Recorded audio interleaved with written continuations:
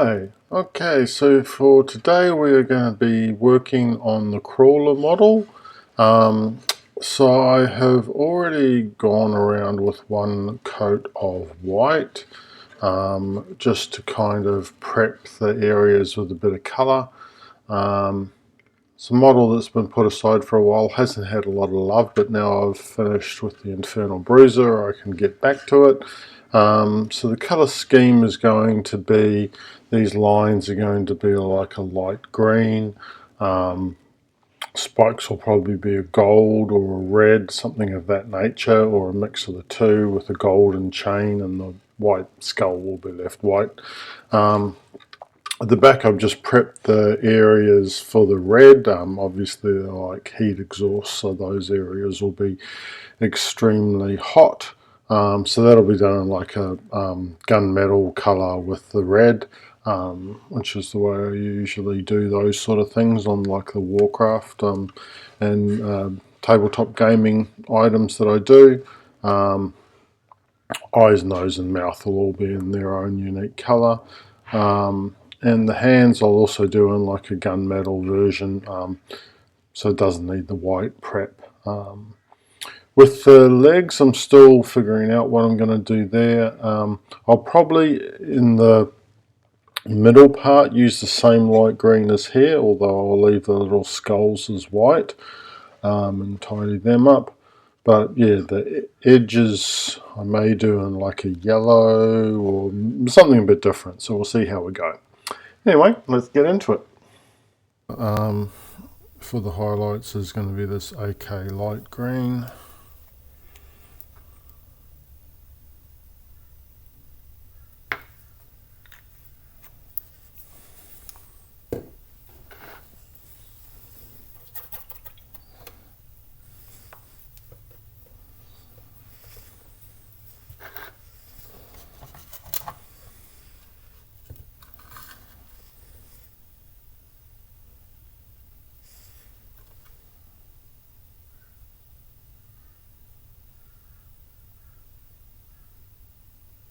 Should stand out nice and pop versus the dark green colour, I'm hoping.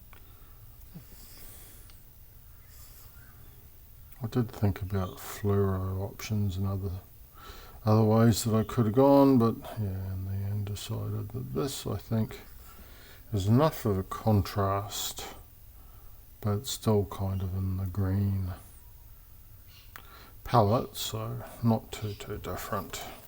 The thing about like going yellow and gold and all that sort of stuff, but I think I want to tone that down a bit.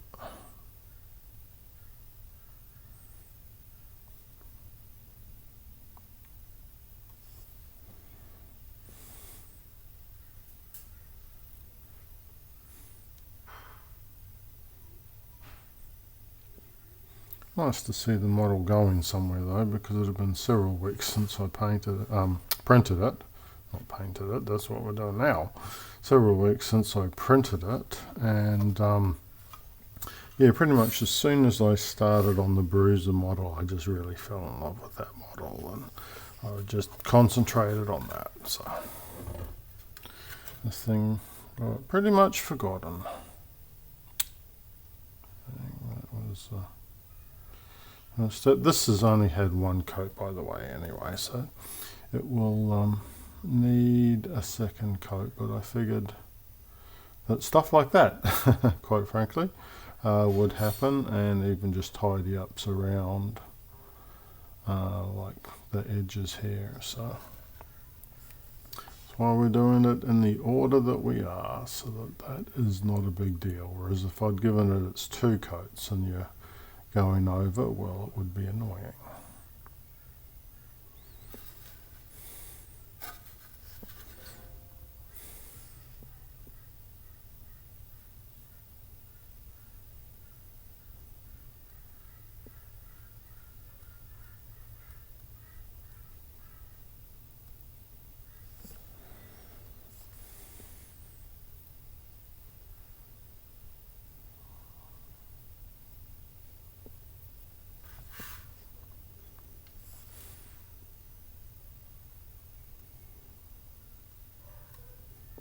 I have ordered a AMS light for my Bamboo printer.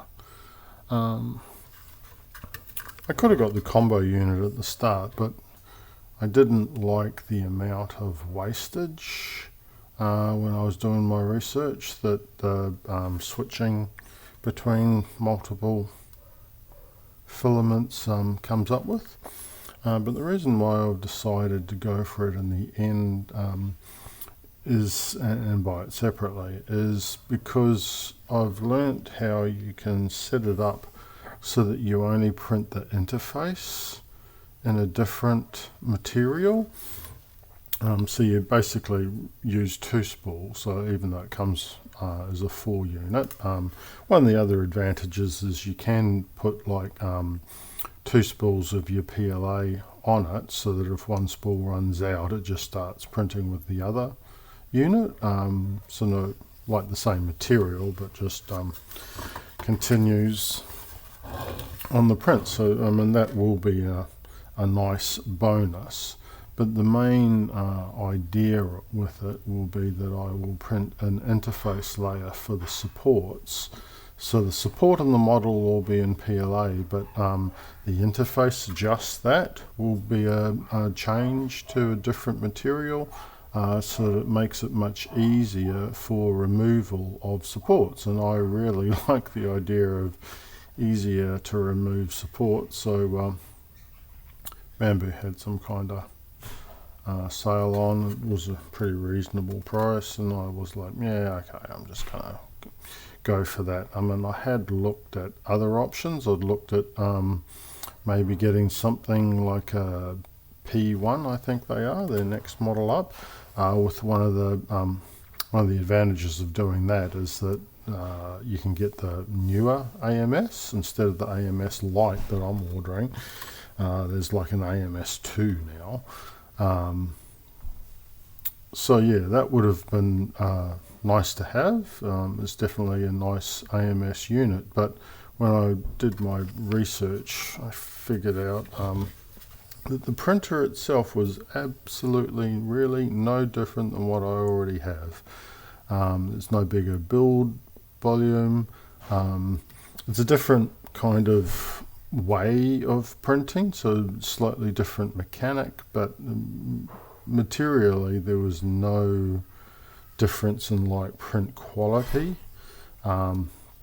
May have been a difference in speed and acceleration, but I don't really care so much about speed. I'm not a print farm. I just print one-off pieces, and what I print now is with the A1 is so much faster than what I've had in the past.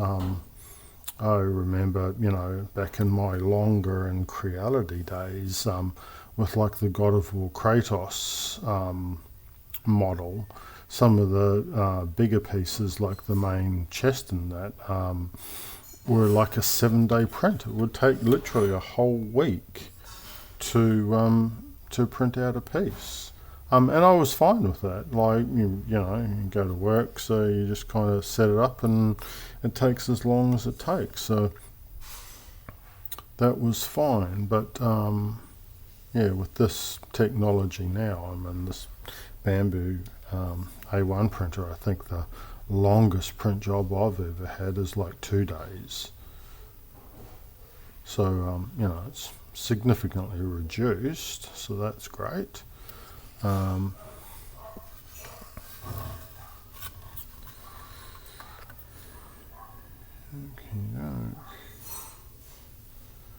So yes, the A1 that I have is certainly good enough for my requirements and needs. If one of these newer fancier printers gave me something that I thought I really needed, even the H2D, the very new Bamboo model printer, the latest and greatest, and it does have some fancy other things other than 3D printing, like it can laser cut and all sorts of stuff.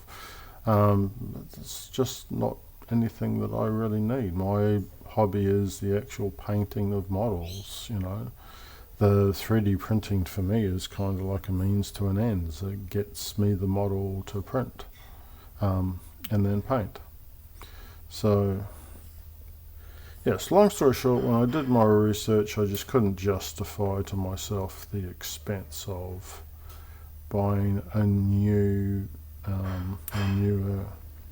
model of printer, even though I would have been able to get the AMS2, because unfortunately the AMS2 is not compatible with the A1 printer that I want, which is the way things go with technology.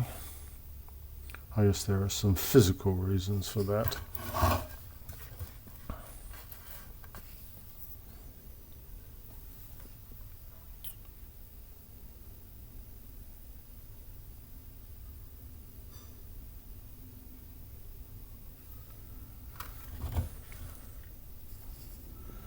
I'm happy with the colour.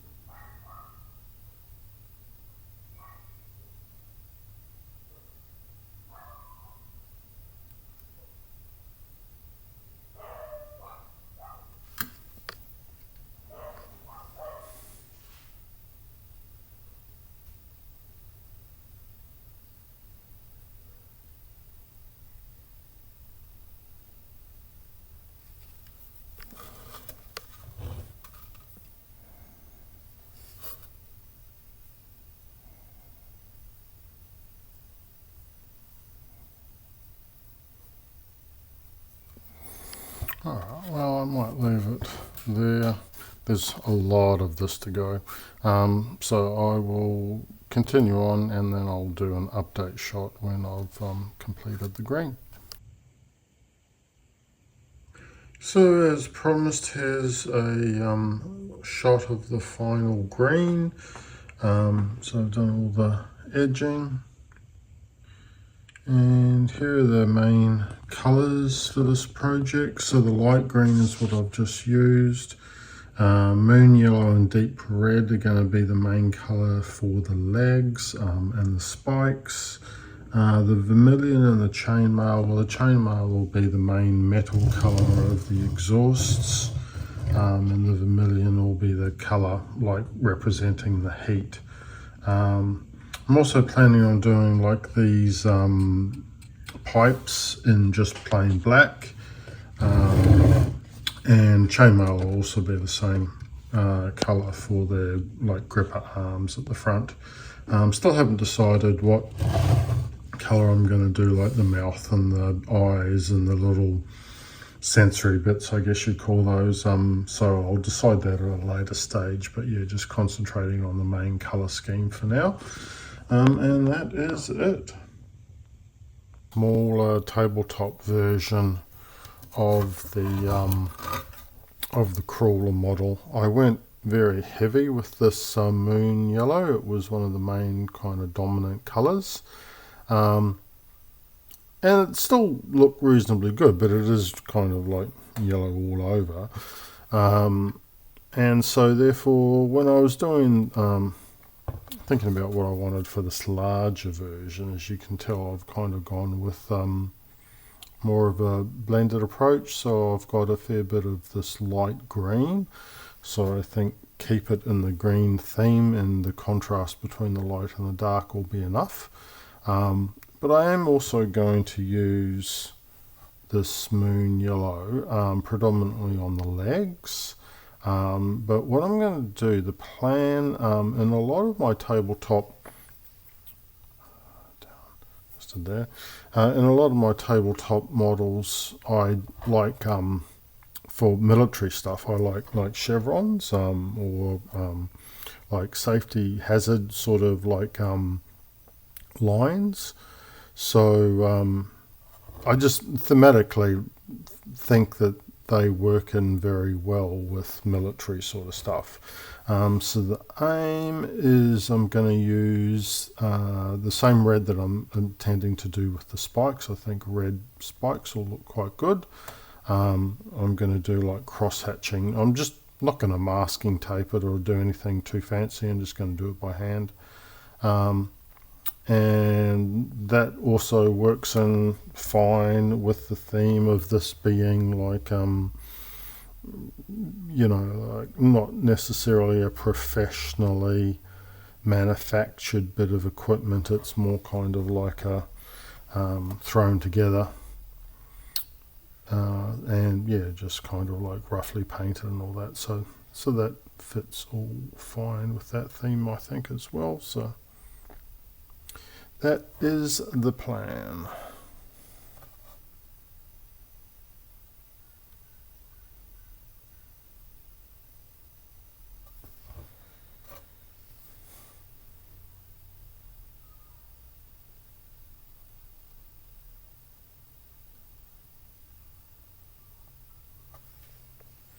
A lot of military stuff has like logos, insignias, that sort of thing. This has skulls on it, small skulls on the legs and a big skull up there. So I don't know, I may end up deciding to do some additional kind of iconography. Just get AI to generate something maybe, so that it's not like affecting any particular copyright.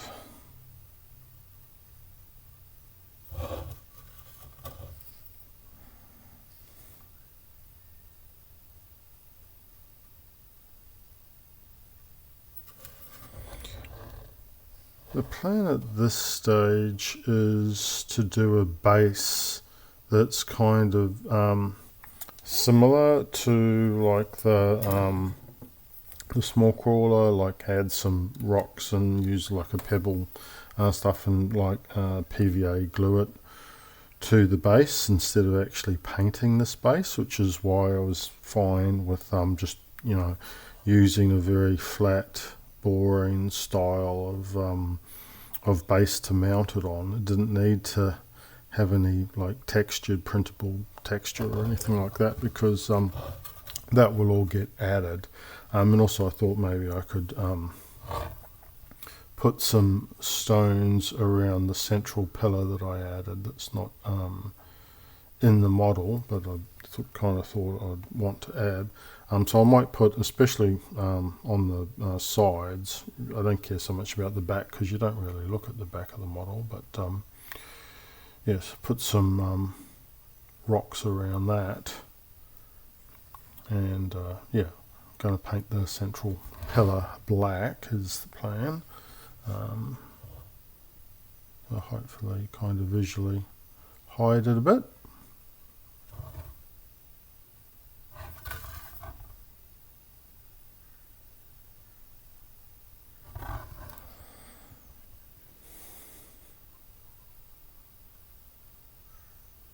Thankfully the models turned out to be reasonably robust, having it all on the build base and also with the central pillar. Like when I was working on this model, I broke it several times, because especially the top part with all the spikes in that, because it's just so fragile of a model. On this scale, now it's a bit bigger, all the pieces are just that little bit bigger, and as soon as I started putting it together, I was like, this is not going to work without some kind of metal support like that.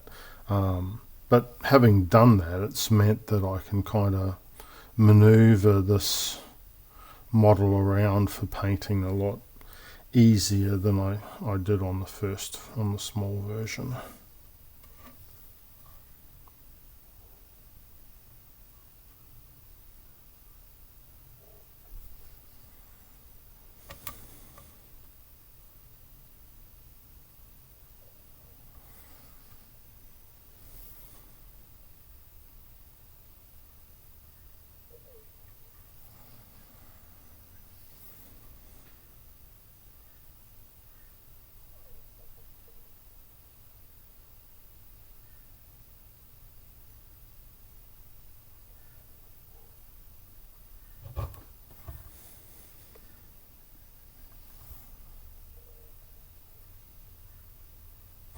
So where I've manually added some damage, like those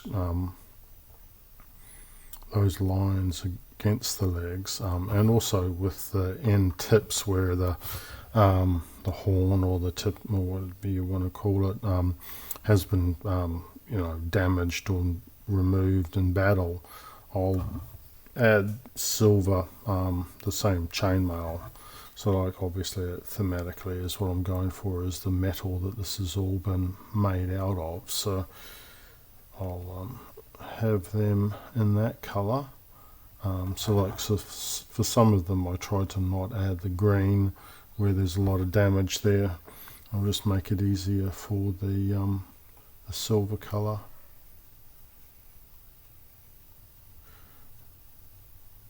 Kind of indicating that you paint the exterior, but that's gone and it's showing the metal underneath.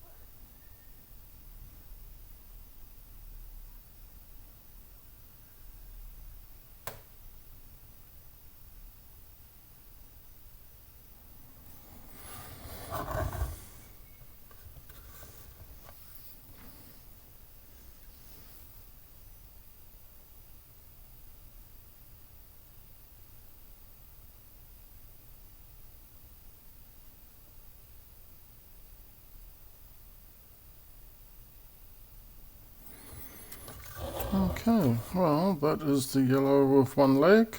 I will stop the recording there, and I'll do the other leg. So I'll come back and give a progress update with the iPhone when that's all done. And that is the moon yellow edging done on the legs. Okay, so I'm going to work on the chimney exhaust stacks at the back, and for heat I usually like to use this model colour vermilion. I've used that pretty much on all of my tabletop models for representing heat. So you can kind of see in the final effect will look like, although obviously that's on a much smaller scale.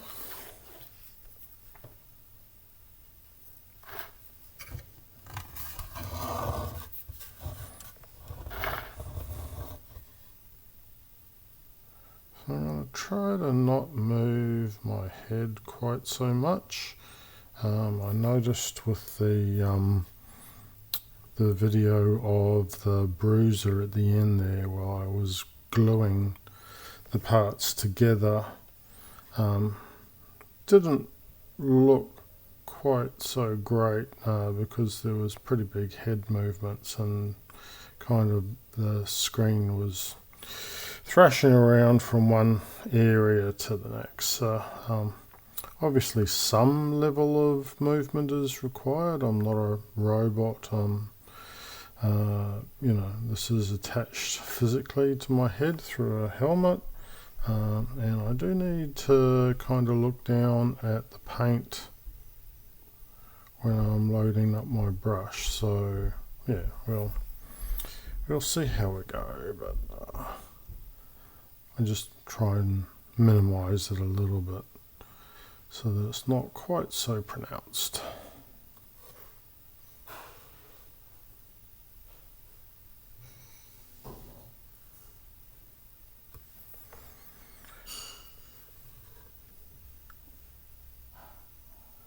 As with a lot of lighter colours, especially with this red, but also even with the yellow and the green, I did white before all of them. Basically, it just gives you a better effect. So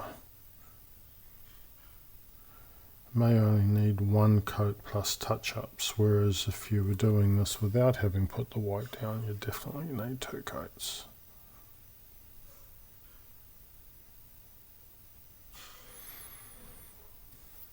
Happy for a little bit of red to come outside too. Like you can see, I've put white up the top there because the idea is that it's so hot it's kind of radiating out a bit.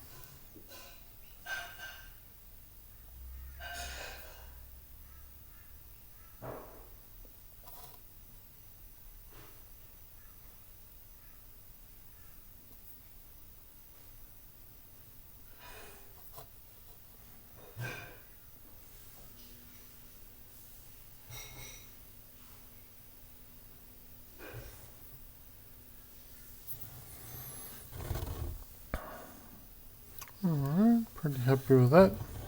And then what we've just done with the other red.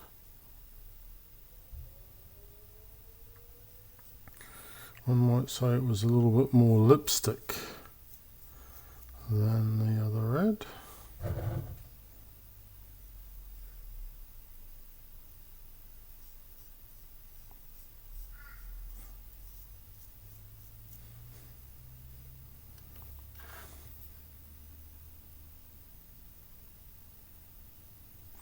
So the chain that goes between those spikes and the little loop and the skull are not going to be the red. They'll be different colours. Chain will probably be something like a gold or bronze, some kind of gold and metallic. Skull will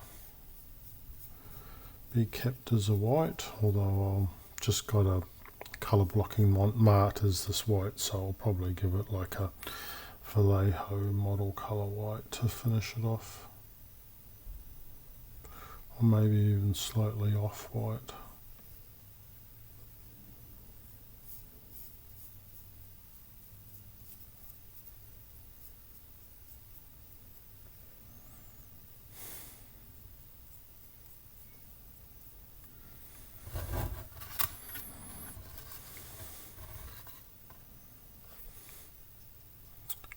This is the fiddly one.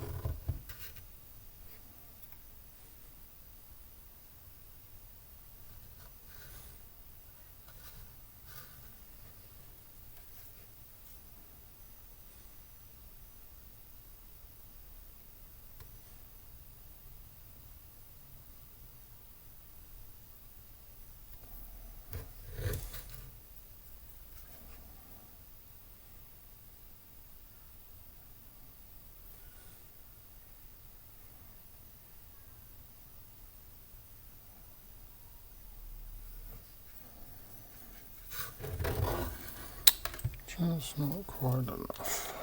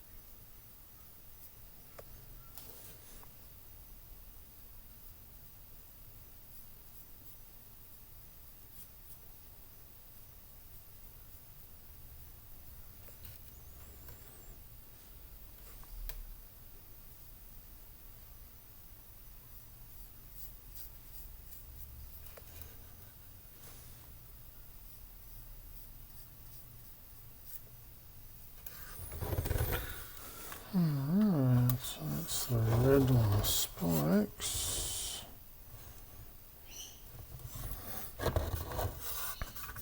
So now this yellow paint is dry, I can do the red here too. So this is going to be like chevrons.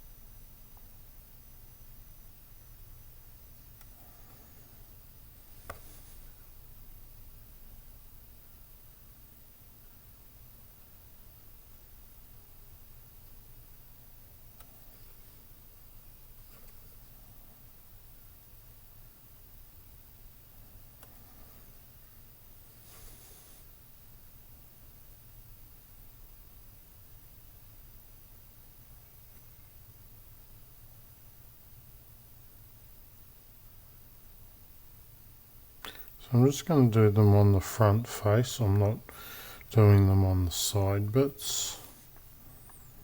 I'm just going to keep those as yellow. Here's the plan.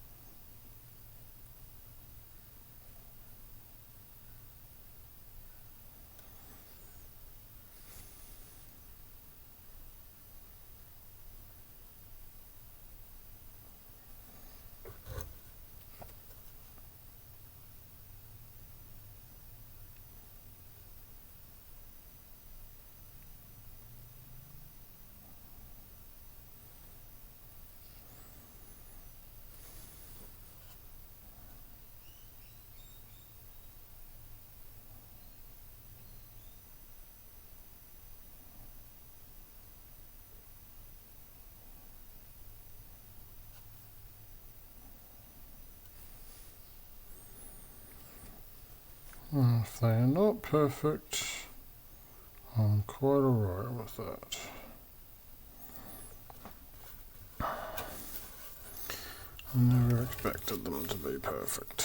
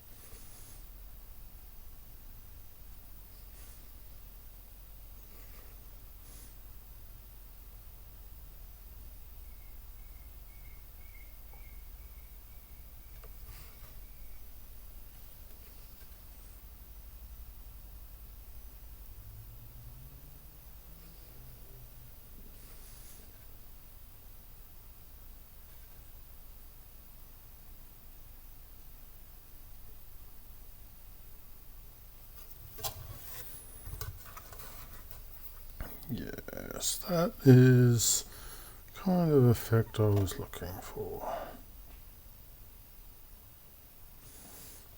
You see it a lot in real military stuff too, like on helicopters and things of that nature. Not so much on camouflage stuff like tanks, but you do see it.